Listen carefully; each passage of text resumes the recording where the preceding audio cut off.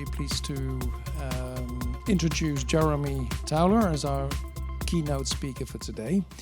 Jeremy is a senior market intelligence consultant at BSRIA Market Intelligence based in the UK, and he draws on over 4 decades of international techno-commercial expertise in smart building technologies and HVAC.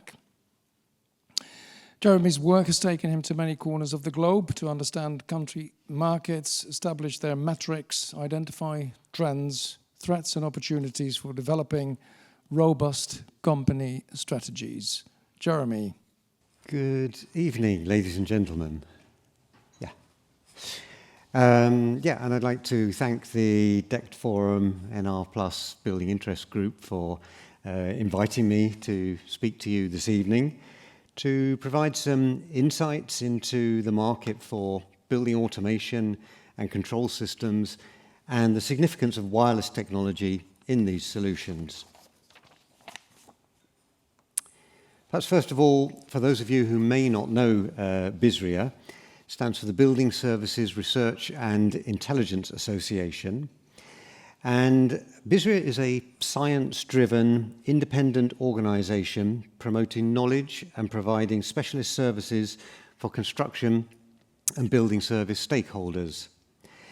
Basically, our mission is to make buildings better by improving their environmental, operational, and occupational values, and we support the industry by providing guidance and solutions. We deliver impactful insights through market intelligence, the part of the company I particularly represent, also consultancy, but we also do testing, compliance, research, publications, training, instrumentation, and so on. And we offer a range of bespoke studies and syndicated off-the-shelf studies. So, just a few words to get us into the subject around the mega trends that we see sort of impacting our industry.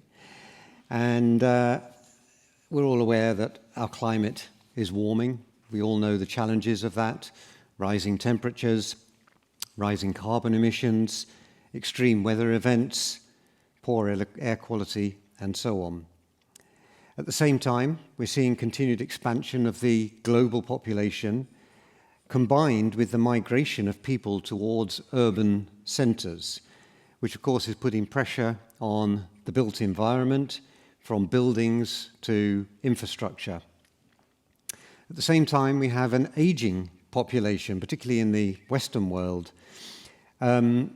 and that means this population will increasingly require more assistance, more specialist healthcare, and so on. For example, the proportion of people in Europe over the age of 65 is forecast to increase from around 21% currently to around about 30% by 2030. Globalization is in a state of flux, causing uncertainty. And more recently, things like the pandemic, global conflicts, economic slowdown has caused supply chain challenges for the industry.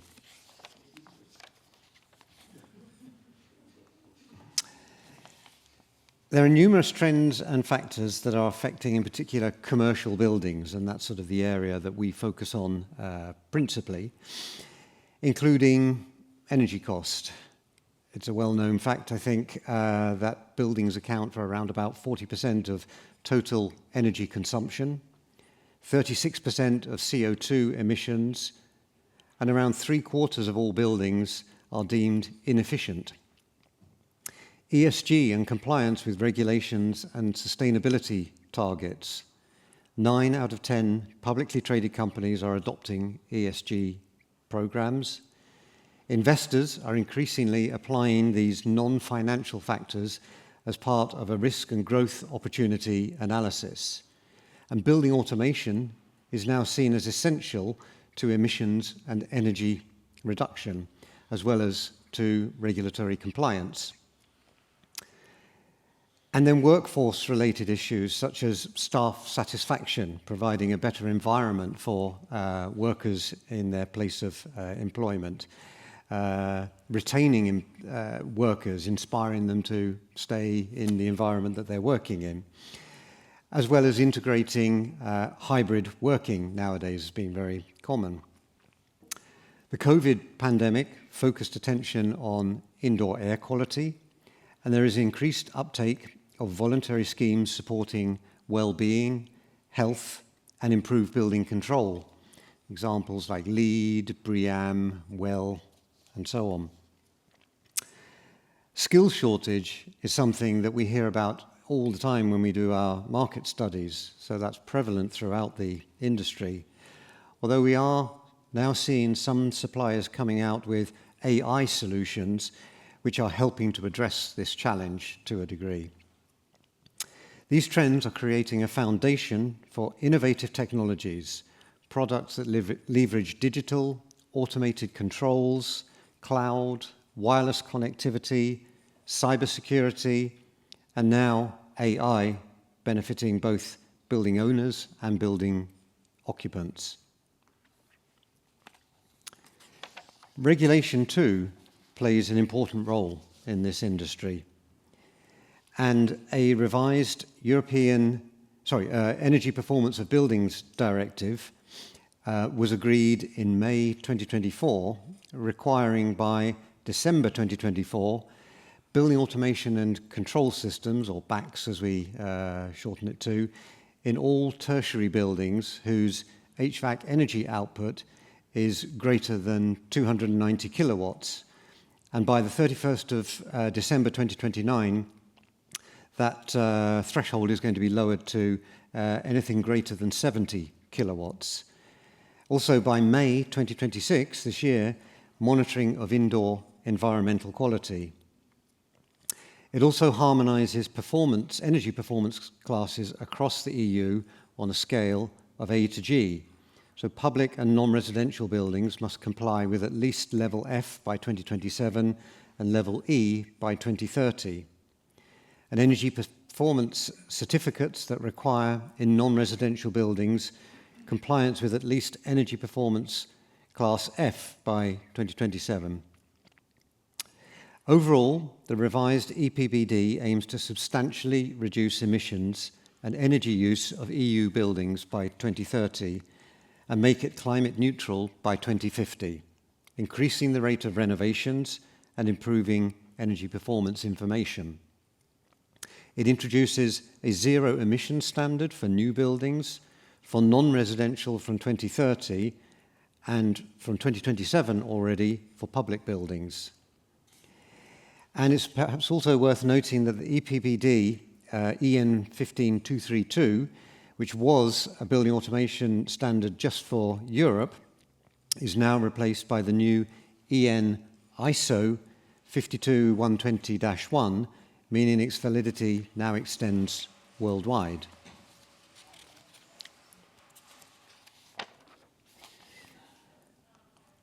There is an urgent need for renovation and refurbishment of older building stock across the Western world, as demonstrated by these surveys for Europe and the US. Now, this will vary by country, but across Europe, around about 56% of European buildings were built prior to 1970. Another 35% were built between 1970 and 1999, and around 9, probably 10% now were built after 2000. Contrast that with the US, where the building stock is a bit newer, but still 21% of buildings were built before 1960. More than 50% of the buildings were built in the period 1960 to 1999, whilst the remaining 25% were built after 2000. The survey also showed that office buildings represent around about a fifth of the US buildings and floor space, and that roughly 2 in every 5 US workers work in office buildings.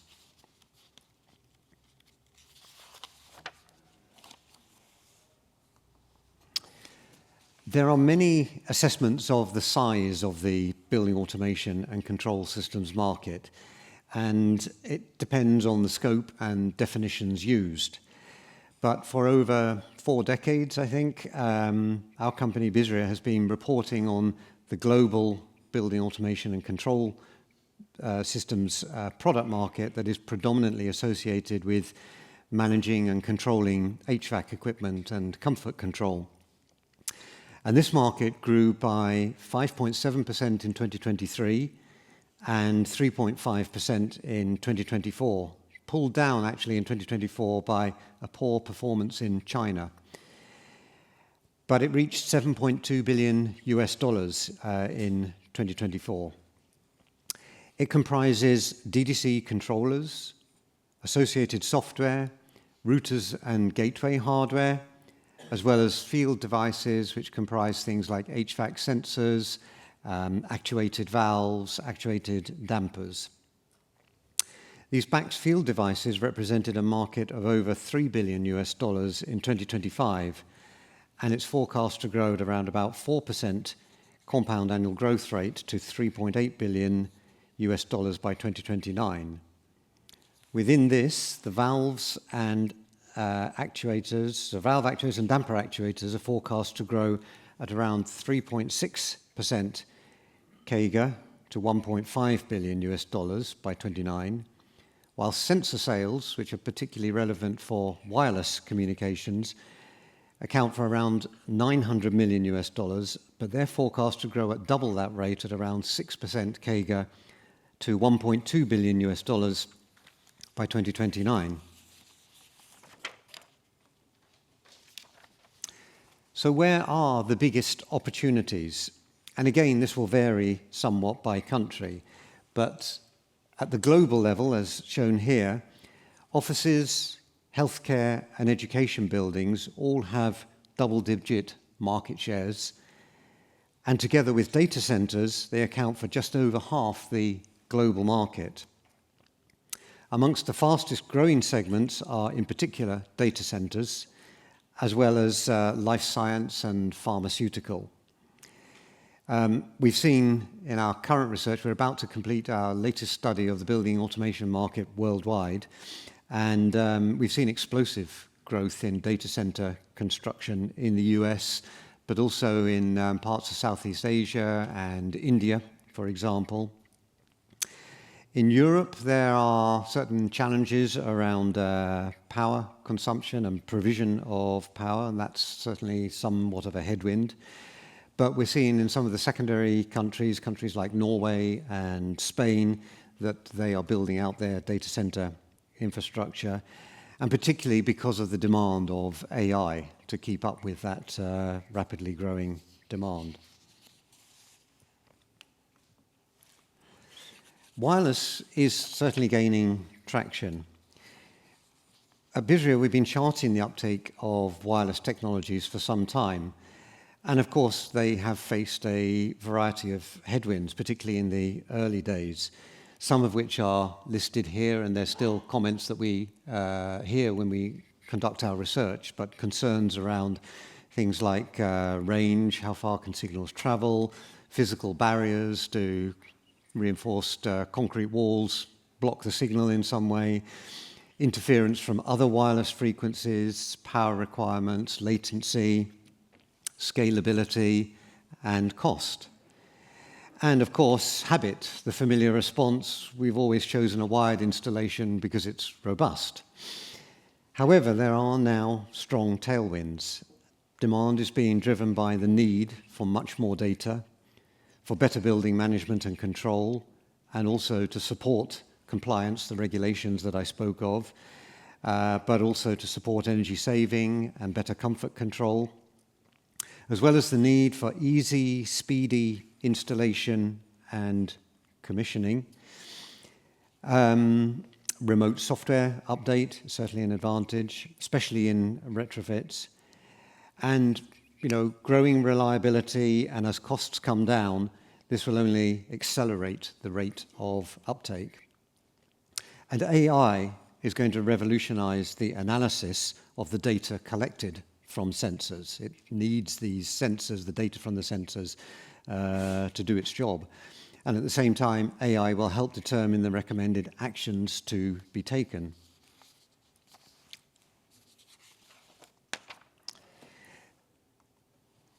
Our studies show that wireless is rapidly gaining share. The proportion of traditional sort of 0 to 10 volt, 4 to 20 milliamp wired analog sensors has declined substantially, now accounting for around about half of the market. And that's due to its inability to collect digital data that can be processed. They are giving way to digital sensors, principally to date connected via a wired bus using protocols like BACnet, KNX, Modbus, even some proprietary protocols. That accounts now for around about 1/3 of the market in Europe. But they provide reliable, deterministic communication, facilitate multi-vendor interoperability, especially BACnet, which is the dominant protocol of that group, and support advanced diagnostics and configuration. And they're followed by wireless. Currently, the most common protocols that are reported to us are Wi-Fi, Bluetooth, LoRaWAN, N-Ocean, etc. Some with locally connected power, as well as those with batteries or energy harvesting technology. This market is exhibiting some of the fastest growth. Of course, analog are typically the cheapest type of sensor, while bus type are sort of intermediate in cost and complexity. To date, wireless and IoT sensors have been the most expensive because of their embedded wireless connectivity and advanced features, but their total cost of ownership is usually lower as a result of the reduced wiring or no wiring requirements. Again, a considerable advantage in retrofit and refurbishment projects.